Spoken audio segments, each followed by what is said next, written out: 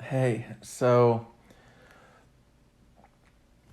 I just got back from the gym, and like the description says, I ate as many Reese's cups as I could, stomach. And it's, I think it's kind of important as to why. Maybe this could help somebody, but um, I was at the gym, and as per usual, I pushed myself to the limit.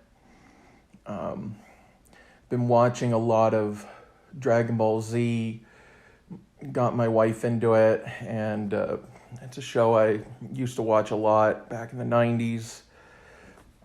Really liked that show, and just talking to her about it, and we're doing a merch startup on the side and it's Dragon Ball related, so she decided to start watching that with me, and we just got through the part where Goku did his training and 100 times Earth gravity in a spaceship. And I've been realizing that, my mindset when it comes to, learning or working out or anything is very much like Goku's. I push myself past my limits just to see how far my limits are, and I, you know, get as close to the edge as I can and then recover.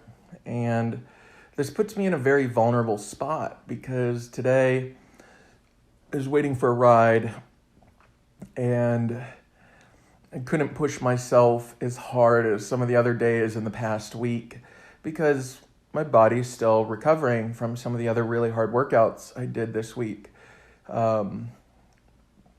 And it kind of went to my head, and I was waiting for my ride and wasn't getting a message back. So instead of getting an Uber or just waiting a little longer, I decided to walk home, and I decided to take the shortcut, which meant going up a very, very steep hill. And it was about halfway up this hill, which couldn't have been more than like 150 yards. It wasn't very, very long. But it was about halfway up this hill that my body was screaming at me to sit down on the rock wall on the side of the hill going up. It was just screaming at me, just sit down, take a rest. And I'm like, I'm more than halfway up at this point, looking at this rock wall that went up to probably about 80% up the hill. And, I kept it as an open option until that rock wall ended. And then I kept going past it. And I knew I was, beyond that, beyond my limits at that point. But I figured, I would be fine. Because once I get up to the top of the hill, it was, a flat road until I got home, and then it was downhill. But by the time I got to the hill, my ride was calling me. I told them where I was. They came to pick me up. I got to the top of the hill, and instead of things getting easier, things got harder because I didn't have that immediate goal of reaching the top of the hill anymore. I was less than a quarter of the way home. Everything started to get overwhelming. It was harder and harder to breathe. I leaned up against a lamp post, put my hands above my head, and tried to slow down blood flow trying to slow down blood flow from my exterior limbs into my core. And I felt it happening. As usually happens when I push myself too far past my limit, I start to pass out. And I was just passing out there on the side of the road, leaning up against a lamppost, my ride coming to get me. And I could barely make it inside his truck, and I couldn't even get up on the step inside, so I just kind of plopped inside and wiggled my way into the seat and took out my headphones and put my phone down, and I said, I'm passing out, and just put my head back. And I said, when we were starting to pull into the driveway, I was like, I need sugar. Just give me any sugar you can. And, he came back with with a packet of Reese's cups, 2 Reese's cups, and one of those little fruit pies, those little mini fruit pies you get at the gas station or the grocery store. And I, chugged some water, ate a Reese's cup, and, a few seconds after I swallowed it, like I felt the endorphins kicking in, and, my body was putting that sugar and that energy right to work.